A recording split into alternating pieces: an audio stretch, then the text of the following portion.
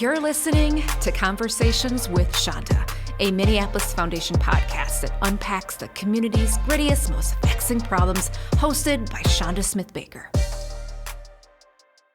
Nikki McComb, welcome to Conversations with Chanda. It's been a long time coming, but I figured it was timely as I attended the opening to your exhibit yesterday at the Downtown Library. And so I wanted to build on the energy of that exhibit to have this conversation with you. Awesome. I appreciate it. Thank you so much. You are welcome. So let's talk about you first. So how do you describe yourself? I think that I would consider myself to be a dedicated community artivist. I don't like the word activist. I like the word artivist. I use it in that way because I think that art is the thing that created me to act into addressing issues that are in community. And I come from community, and I've had many, many years of my own experience in community, which is what led me to doing the work that I do now. So I am a person that has deep-rooted love and passion for change in community when it comes to youth and families. I'm one of those people that if I know somebody needs something, I'm going to just really go hard to try to figure out how to help them, get other people to help them, find the entities or groups that need to come together to resolve the issue to whatever the barrier is. And that's kind of like what I've done since I decided I wasn't going to be a troublemaker anymore. So let's talk about the troublemaking days. You don't have to say nothing you don't want to share. It's the truth. It's the truth. It's the reason why I'm in the work that I'm in. Like, I made terrible choices and I didn't have to. I made them based on loss of identity and things like that. I'm not a perfect person, but back then, lost in your own skin is something that not everybody experiences. You know, I was adopted. I'm of North African descent, so I was in a place where I didn't really know who I was, and so I was seeking everywhere I went. I sought validation for either who I thought I was or who I wanted other people to think I was, or even sometimes just trying to be what I wasn't to fit somewhere because it never worked. You know, I have learning disabilities, like big ones. I'm dyslexic when it comes to numbers. It's called dyscalculia. I have dyscalculia. I have dyslexia. I was actually diagnosed with oppositional defiance disorder when I was younger, and I had to work really hard to make sure that I was able to overcome some of the obstacles that I had as a young person. And I got in trouble. And when I got in trouble and I found out I was pregnant, then that's the moment in my life where I was like, I can't do this anymore. I can't be trouble. Thankfully, I was so young. I wasn't a teenager, but I was still in my mind, not a full-grown adult. But I got pregnant, and that changed my life. It changed the decisions that I was going to make. I immediately enrolled in school. I thought I wanted to be a beautician, so I went and did that. I went to school for human services because I really wanted to help people. So I was kind of doing both at the same time, with no car, apartment with no furniture. You know, I didn't have nothing. I was raising a kid, a baby, by myself with, you know, little or nothing. And I had to figure out how to navigate services. And that's kind of what led me into the work is me having to navigate for myself, just built up a big bank of years and years and years of resources and services. So our kids are a day apart. Yes. Just recently a day apart. Like their birthdays were just the other days. it was the other day. Mine is on Wednesday. My daughter was due on my birthday, and she was a week early. Yeah. One day after yours. One day after my child. And so you were a child who was not anchored to identity. And I want to touch on that a little bit because, you know, as we are in community, and particularly as we are talking about race, community, history, mental health, all of the things that are very topical right now in terms of public discussion, one thing I don't hear a lot about is how do we make sure that our kids have a positive self-identity? And so you said that language, and I'm wondering, how do you think that would have made a difference in your young life? I wasn't led to believe anything other than nothingness, right? Because I didn't have it, right? I was adopted. The parents that I had were amazing, wonderful. I'd probably be dead if I didn't have them. And I'm thankful that I had them, because if I'd have been raised by my mother, I'd for certain be not alive. I think that if I had even just a small amount of guidance in identity, even if it was provided by them through them doing research and learning, that I probably would have had different ideas of what I should be doing as a young adult or as a teenager. Does that mean having exposure to people that look like you? Does it mean having roots in where you came from? Does it mean understanding you as Nikki, woman, young girl? What does identity mean for you in your terms? The elements that I missed the most, that I still, even to this day, is my roots to my culture. If I had been in my culture, I'd probably be a Muslim. So I know that you've recently been able to connect with some of your biological family. How meaningful has that been for you? Life-changing. How so? I have siblings who are 15 years younger than me, 15, 14, 13 years younger than me. There's three of them. And they each have expressed and explained to me, how they were raised. And out of two boys and a girl in my culture, which is the Egyptian Mali culture, girls are sheltered. They're not allowed to go out and do the things that boys do.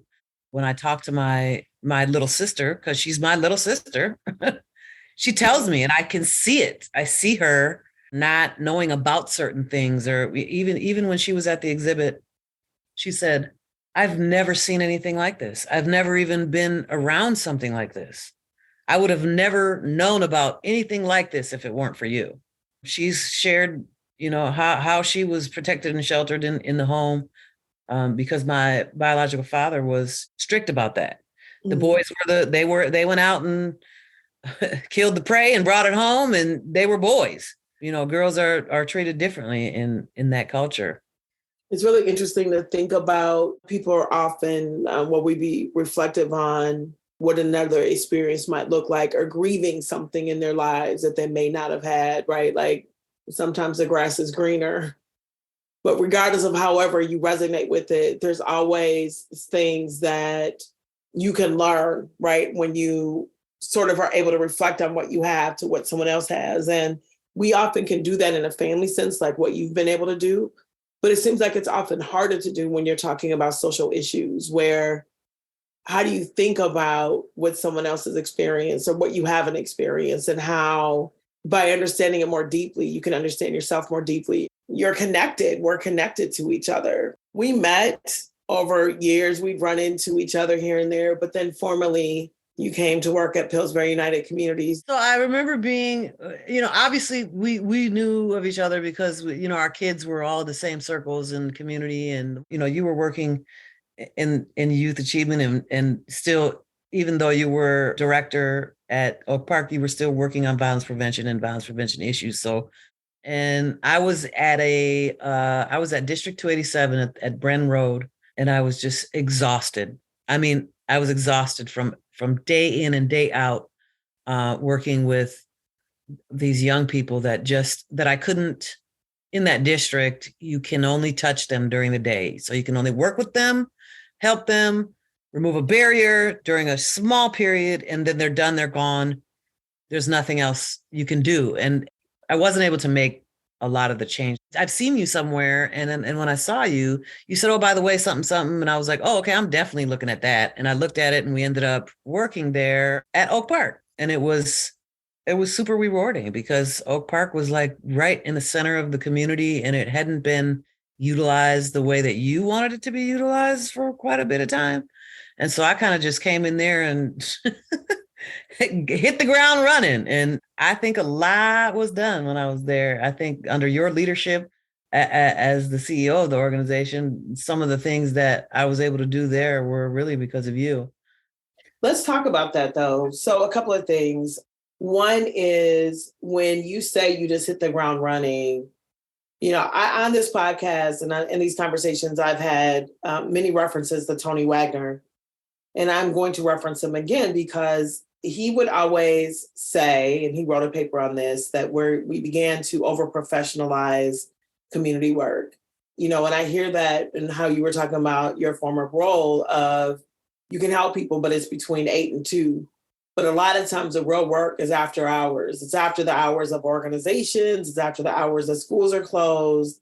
Yep. And so you came in and you were disruptive in a lot of ways because you saw a need and you would go for it. And sometimes it would be within the confines of a program and sometimes it was not, right? So let's talk about that because I would be like, Nick, you can't do that. And you're like, yeah, but this kid needs it. This family needs it. Why can't we do it? And, I think it's important to have people like that in every organization. I think that way. And so, being there on a daily basis and getting kids to come back through the building and working with families and working with the programs that were coming through Oak Park at that time, the Be at School and the state funded programs that were meant to serve families. The organization was taking on that role to do that, but then the funding program didn't always give enough. So then me and the other people in Oak Park that were tasked to getting the job done had to go outside of the job to get it done. So I did. I definitely, Facebook, to be honest, was a huge help in some of the work that there were times when somebody couldn't pay their rent and I went to Facebook and doop, doop, doop, doop, doop, and rent was paid. It's not traditional, but it worked. And then it became the buzz of, what do you need? Go find Nikki at Oak Park. You need something? Yep, I can do it. I'm gonna find it. Which is probably a weakness of mine because I overextended myself a lot of times and I never overpromised, but I did overextend and that's not always good to do. Well, I mean, it's interesting that you formed it that way, or it's the limitations of how the system works, right? That doesn't allow you to fully serve people under the conditions. Right. And so I've sat on all sides of this, right? And I've been committed of like, what new angle can I find? But it definitely was challenging on occasion. And so I laugh about it. And there was a lot of good work that was done. And what Tony would say is that when he came and started at Pillsbury United Communities, and it was Northside Neighborhood Services, actually, I think when he started, he was very much like youth workers were people that worked with youth. And they went out onto the avenue and they would find young people and they would connect them to resources. And sometimes those resources would be within those organizations. And sometimes those resources weren't. But their job was to engage youth. Yeah. And it wasn't like this list of what you can and can't do, other than make sure that these kids, their time is occupied, they're safe, and they're headed in the right direction. And I think that's what he meant with the over professionalizing of the work, that we've put so many restrictions that sometimes we're unable to serve people fully and completely, or we're serving a piece of them and not holistically. And I think you do come at it holistically. I think it's an advantage that we both have in terms of bringing in what we know we needed to what we try to provide to others. Agreed. I remember there being times where I would see a small child, I don't know, 6 or 7, parentless, that literally just wanted to eat. And it's so simple to feed a kid, Yeah. I also remember there was a time where we were navigating funding restrictions and all kinds of things. And we only got paid for kids that had applications and registration. And so the kids that need it the most don't come sometimes with parents that will come in and fill out paperwork. And so we navigated a tension there between how we served the community, because the ones that really needed were the ones that were roaming around that didn't have someone that was sort of looking after them, that would just show up while we're doing programming inside. They'd be swinging in the yard on the play equipment. And I think there was a few times where Mr. Ed and I actually walked to a person's house just to see if we could get somebody that was a stakeholder in that child's life to sign just so we could let them in the building at least to eat a meal. Yeah. Mr. Irwin. Yep. Mr. Irwin, Mr. Ed. Yeah. Over the neighborhood. Because we know each other so well. We got yeah. Mr. Irwin, Ed Irwin. Yes. So when I came into Pillsbury United Communities in 2011, and I have shared as well that my first week of being the CEO, my cousin Christopher Miller was killed. Mm-hmm. Christopher Calvin Miller. Yes. May 11th, 2011 was killed. And I was 1 week into being the CEO. And as I've described it, I was at a career high, really, and a personal low in a way that I don't believe I've ever really had to navigate. Probably until recently when my mom passed away, and that even felt a little different in some respects. And so the community is celebrating, and I just want to just not wake up, right? It's sort of what I was feeling. And so there's so much more that I can say and what I learned about myself there. But fast forward to Cindy Kent and Chris Cohen reached out to me about an exhibit that they saw at the Aspen Institute that came from New Orleans. Jonathan Fiera, they met at Aspen at the Action Forum. And they said, Chanda, I would love for you to bring this exhibit to the Twin Cities. And Chanda said, Nikki, help me. Nikki, help me figure this out, because I was fascinated by it, but really actually motivated by personal reasons, because I had been sitting in grief for 4 years at that moment. Mm-hmm. I think when it came, I couldn't quite get to a place where I felt whole, right? Like knowing that there was always going to be a hole, HOLE, in my heart, right? But I didn't feel whole with the, with the W. Right.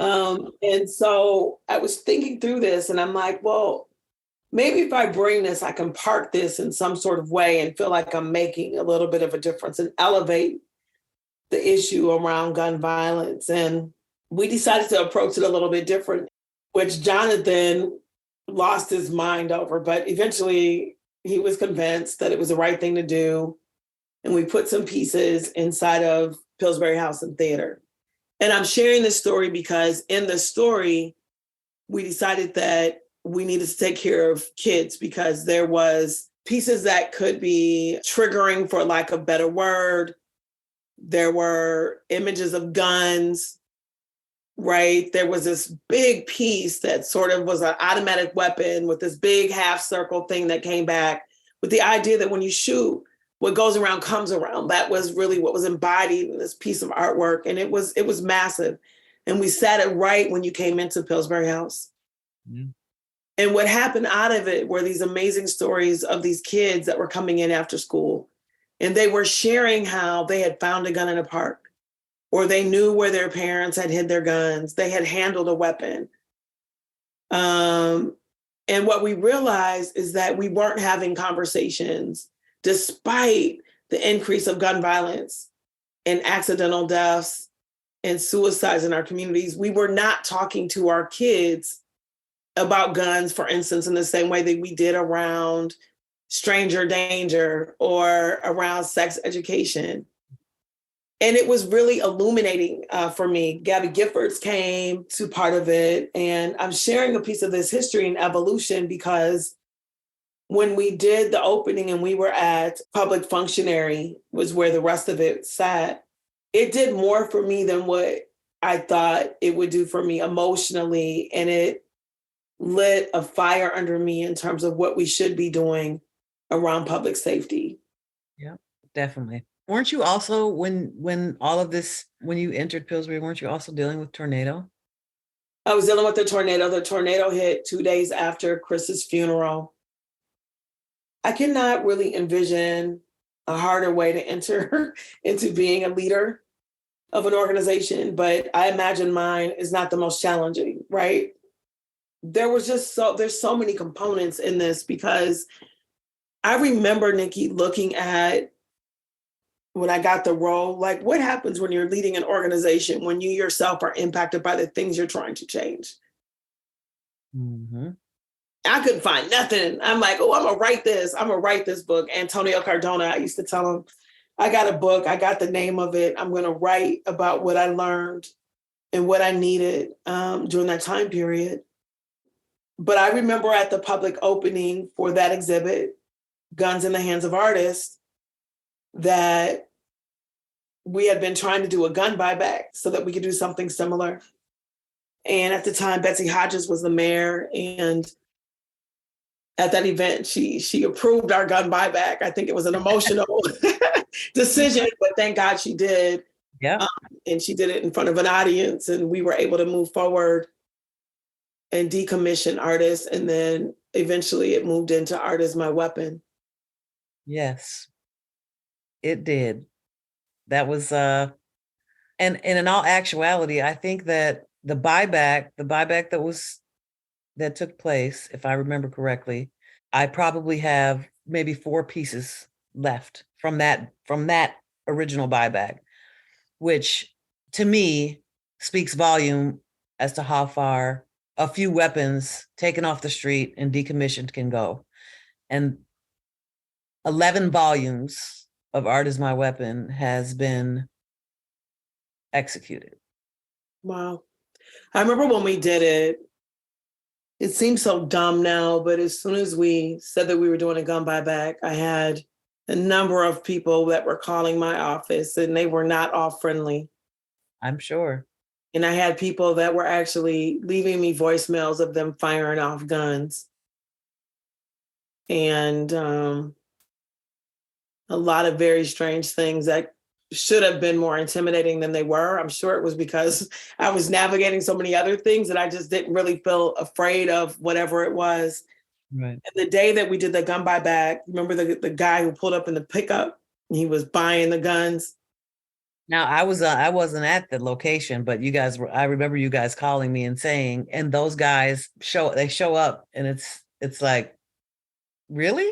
Yeah, it's a little creepy. It's creepy. Yeah, it is. You The one thing I also remember was the grandmother that showed up with the revolver in her purse.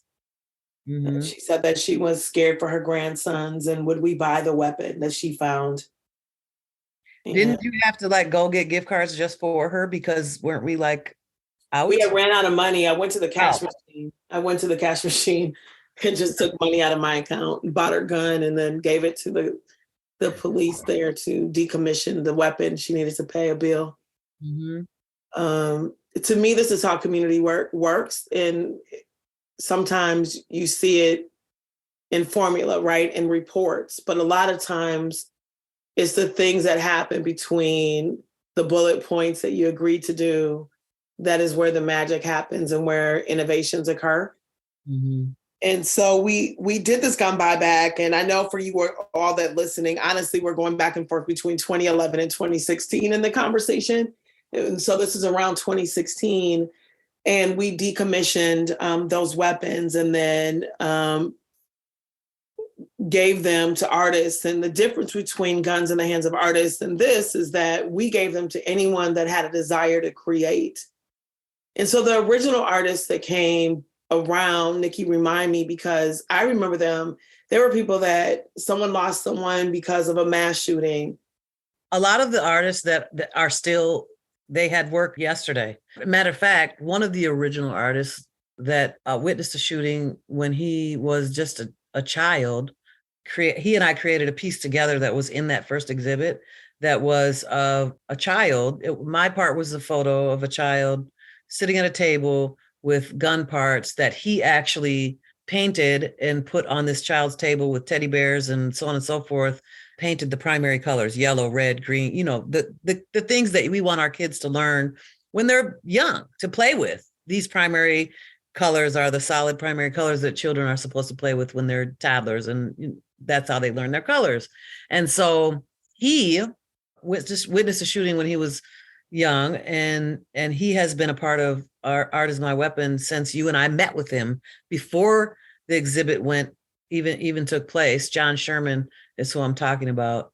He and probably Sean Garrison, who has been there from the very beginning, Mike Klein, Kyle Fokin, Betsy Alwyn, Ann Meany. There are a lot of the artists that had work in this recent show, and they've had the same. George Roberts, who lives right, Homewood Studios, lives right in Community, and a lot of them have had work continuously. Most of the work, they take it back and they preserve it, and then whenever the next exhibit comes around, the work is available, but they also create new work. So there's artists that have been involved since we laid those gazillion parts on the floor in the Pillsbury Oak Park, in the Oak Park basement for them to sift through and choose something to create with. What does it mean to decommission a weapon? So it's changed. When you organized the one that you organized at Pillsbury, the decommissioning and deconstructing was maybe 2 parts. So a revolver might have been just cut into 2 parts, inoperable. A rifle the stock might just be cut off and the trigger disengaged. A lot more whole pieces were left. Now, after participating in receiving weapons from one in 2020 and one here just recently, they go down so far that it's almost dangerous to dig in the box because the metal, there's so many tiny little metal pieces. And when artists come and pick their weapons out, their hands are black because there's so much residue from the decommissioning. Are they doing that because there's concern about people rebuilding the weapons or using parts or? Rebuild concern, and sometimes when and they've showed me pictures of sometimes when you open some of those weapons up and make them inoperable, there's really sharp springs and pieces in there that we used to get, and they'd be like in a side bucket. They don't include those anymore. So we're getting small pieces of metal that came from one chunk. It's very different. They also handle the decommissioning very differently than they did then. And so I know that you've had a core group of artists, and we are really grateful for them bringing their art to us. But you've also had new artists that have come on board. So how do you find, or how do they find you, the new artists? It goes both ways. Sometimes they find me just by seeing a post or seeing something on the Art Is My Weapon Facebook or Instagram. They might sometimes on the news because of some of the programming that I'm doing in the schools, they'll see it. But there are often times where I just straight out recruit for artists that are working in multiple mediums. And so it could be a recruit or it could be they find me. I typically don't turn anyone down ever, even if it's a theater artist. I try to figure out a way, like Joe Davis, who was, there. He's done things before with Art Is My Weapon. I just think that inclusion is important. We started Art Is My Weapon. Really, it was a personal way for me to heal. When I was looking at the art, there was something that spoke to me, particularly a piece from the original show in New Orleans. I think it was called The Plague. And it was in a box, and I could be making pieces of this up, but you can go find it, for the listener. But the essence of it was this, is that when someone is shot or killed, it touches, at least 200 people, that it spreads like a plague, right? So it's every child that person went to school with that remembers, oh, he was in my class. You think about it. It's where the parents worked and they're like, oh man, I worked with their mother. I go to church with their grandmother. That used to be the kid on my school bus. That was my kid on my football team. Mm-hmm. She used to be in my dance class. Like, it hits and it moves, and there's a vibration of that pain that stretches out and gets more intense the more proximate you are. It made me think of Christopher and how many people showed up in community to support our family and to acknowledge his life as he left this earth that he touched. Right. And this is not something that we are not proximate to. Whether or not you are immediately proximate is one thing, but certainly we have seen or have the option to see live death on social media with some of the police incidents. We have had witnessed and watched the news stories when there have been mass occurrences in our communities across the country. We have a pandemic related to violence that has been longstanding, and some of us have been hit hard by that. What has Art is My Weapon done for you and the families that have been impacted by violence? Do you hear from them? Have you included them? Absolutely. They're the reason that I honestly do any of this. The exhibits it started as, the exhibits, because as you mentioned, starting it because of a thing that personally affected you. I had not personally been affected by gun violence, but I personally am moved by those affected by gun violence because of the nature of my inner spirit. I needed to do something using the skills that I have. And the skills that I have are creativity and art, creating, cultivating, and mobilizing. And so I really wanted families that I personally knew or that worked with closely on some other things that I was doing in community to understand and know that their voice should and needs to be heard. And I gave them outlets to do that by involving them. And also, these are people that would have never sat down and said, oh, I can make art, and involving them in something where they had the opportunity to use their hands and their hearts and their minds together while talking about their loved one.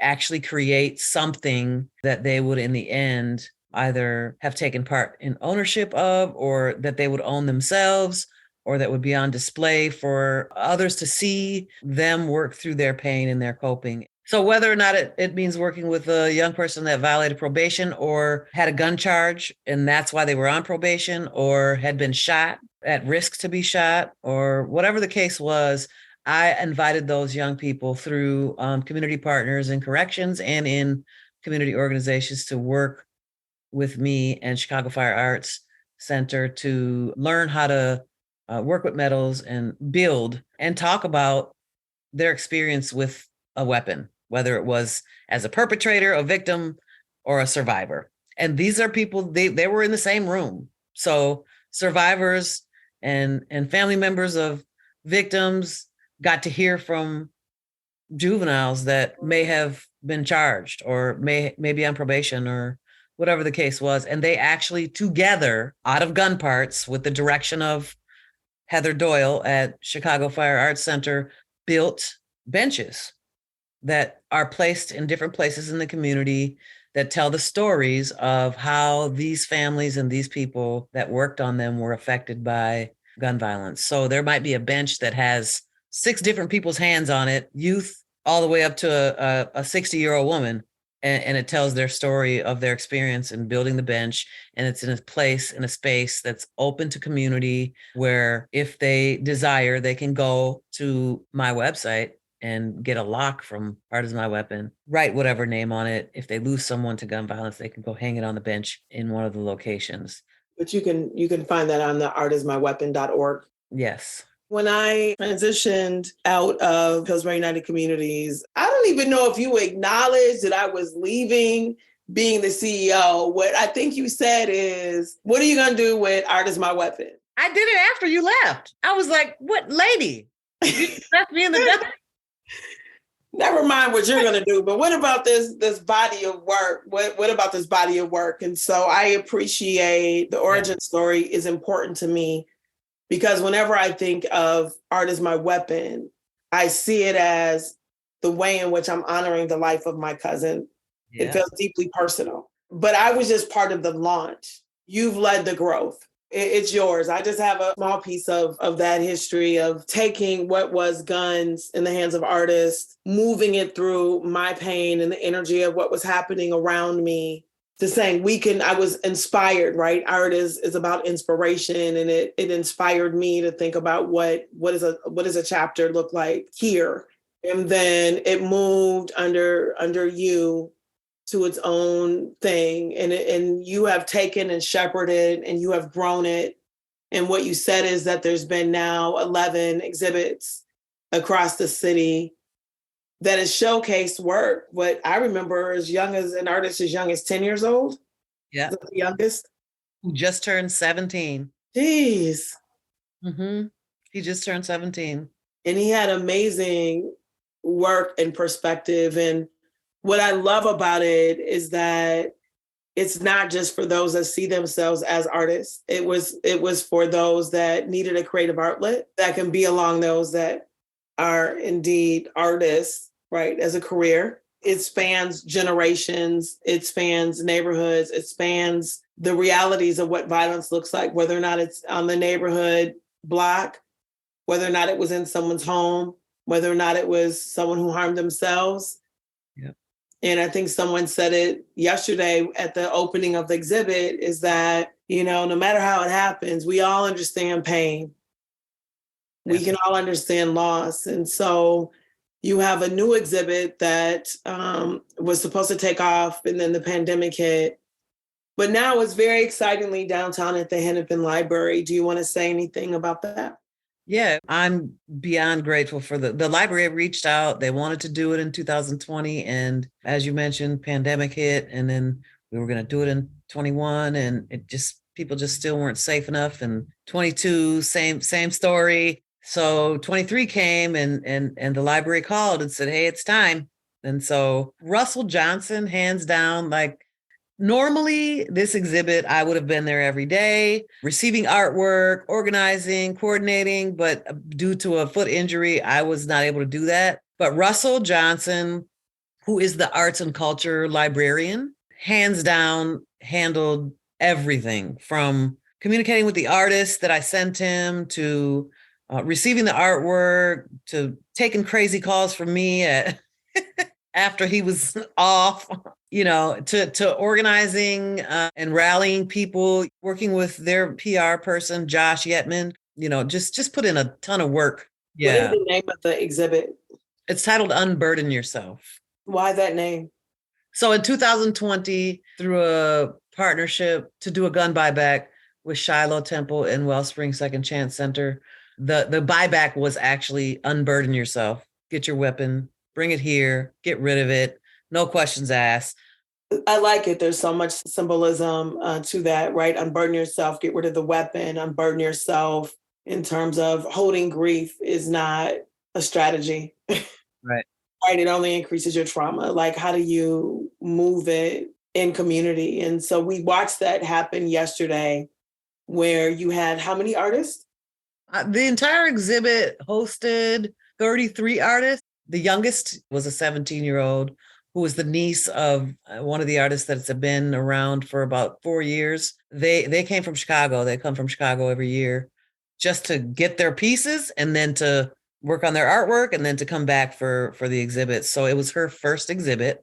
She was nervous and crying and all of that. And I just kept reassuring her that she was doing something good. And her piece was like spot on to what she, as a 17-year-old, sees and relates to when it comes to gun violence in her community.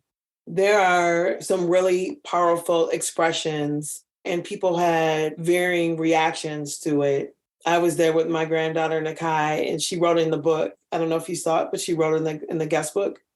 I haven't seen the guest book, but I wanted to be very intentional about asking you if she asked questions or if she said anything to you.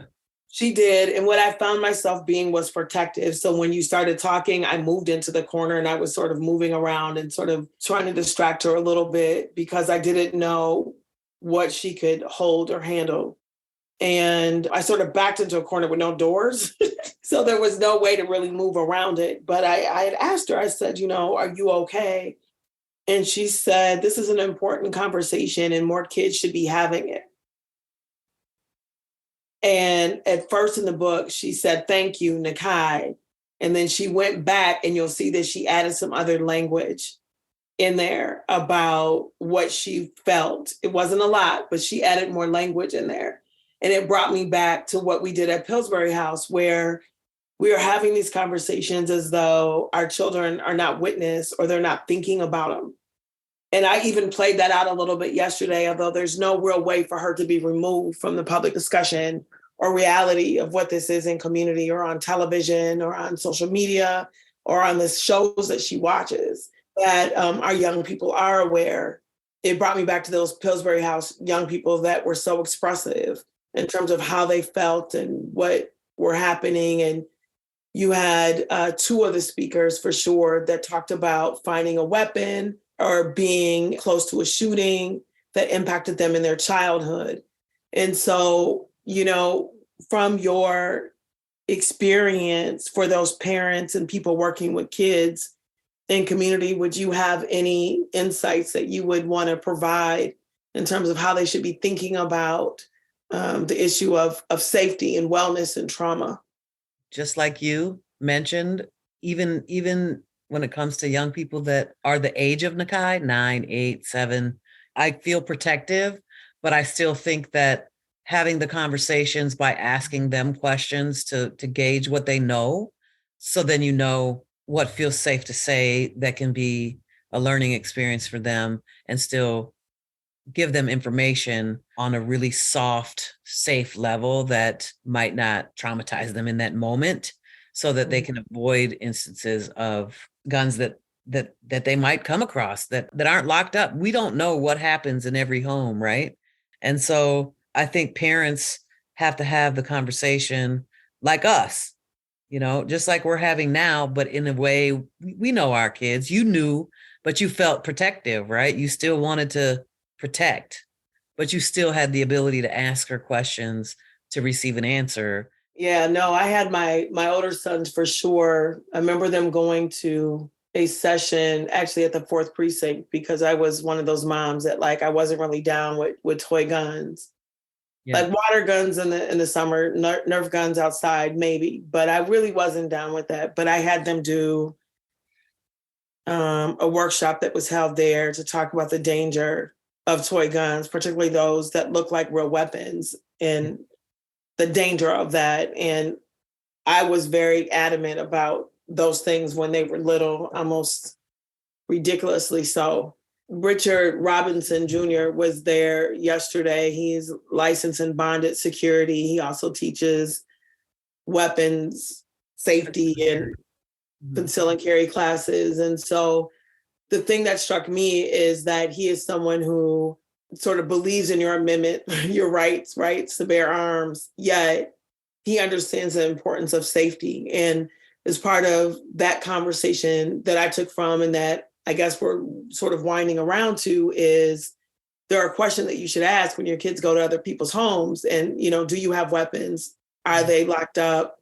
I think he said you can go to his website and get free gun locks. Is that correct? You can go there and find links to get them. Yes, you should be able to go to any technically range or police department and get free gun locks. Free gun locks. So they're if you're going to be a gun owner, be responsible and make sure that we're keeping them out of our young people's hands, because anything can happen, and we've seen those things happen.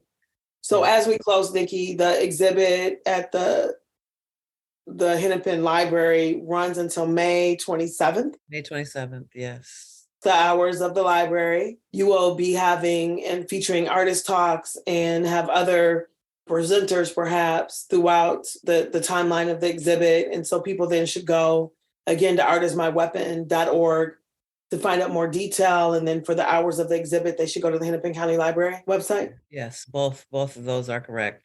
There will be an artist talk scheduled closer to the end date. It'll be all over artismyweapon.org, Artist My Weapon Facebook, Friends of the Hennepin County Library Facebook, and the Hennepin County Library website.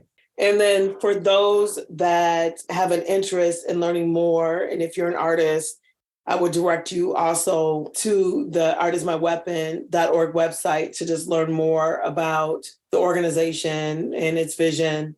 For the artists are not paid. They just come in and do this work. And so the way that they do get paid is if their artwork gets purchased and if there are donations made to the artists and to the organization. Is that correct? That is correct. They do not get paid unless it's previously agreed upon or the exhibit is asked to be somewhere and they offer a stipend, but it's usually very minimal. So oftentimes, the only way for them to gain financially is to sell their work. And Art is My Weapon does not take any percentage of their work.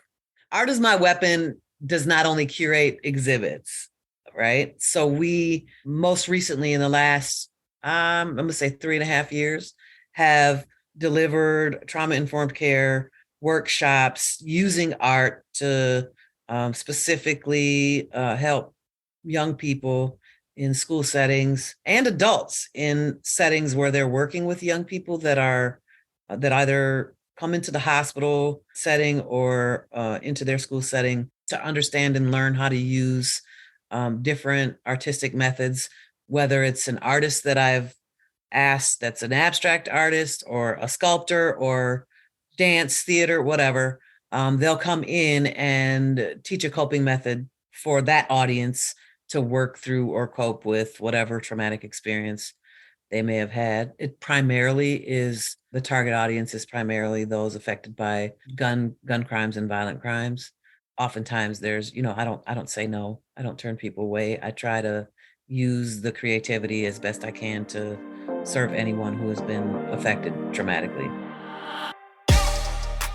And that's Nikki McComb and our host, Chanda Smith-Baker. Before we go, we want to remind our listeners that the 2023 exhibition, Volume 11, Unburden Yourself, is now open at the Hennepin County Central Library Cargill Gallery. If you have the chance, we highly recommend checking it out before it closes on May 27th. It's a powerful exhibit that explores themes of healing, empowerment, and resilience through art. Thank you again for listening on Conversations with Chanda.